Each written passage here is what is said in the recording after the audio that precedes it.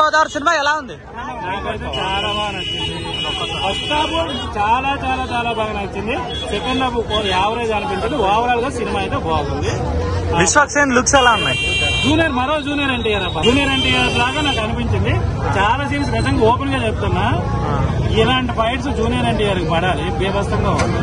నాకు ఆ సినిమా చాలా సీన్స్ చూసేటప్పుడు మనల్ని ఊహించుకున్నాను. నాకు ఆంధ్ర వాళ్ళ సింహాద్రి, నెక్స్ట్ సింహాద్రిలో అంటే సింహాద్రి మనం చూసేటప్పుడు కొత్తగా ఫస్ట్ టైం ఎలాగైతే మాస్ ఫీలింగ్ వచ్చిందో అలాంటి ఫీలింగ్ మాత్రం ఈ సినిమాలో విశ్వజాన్ని చూస్తే మాత్రం నాకు లారీ ఫైట్స్ ఎలా అనిపించింది?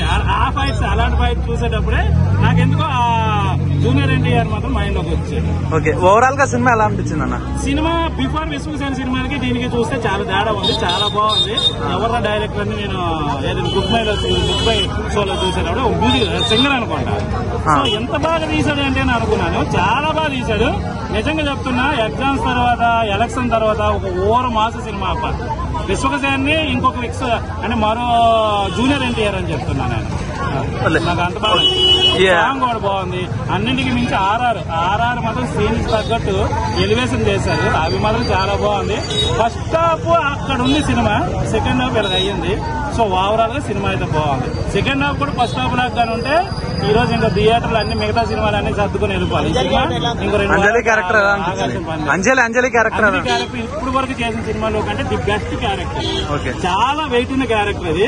కొన్ని సినిమాల్లో ఏంటంటే ఆ అమ్మాయి క్యారెక్టర్ పెద్దగా ఉన్నట్టు ఉంటుంది, ఏది సరిపోదేమో అని అనిపిస్తుంది. కానీ ఇందులో చేసిన క్యారెక్టర్ అనేది చాలా హైలైట్ అనిపించింది.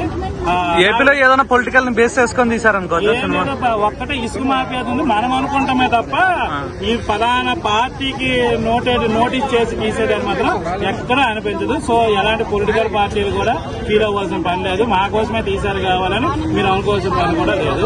పొలిటికల్ గా ఎక్కడేం టచ్. ఓవరాల్ గా రేటింగ్ ఎంత ఇస్తారన్న? 3.5.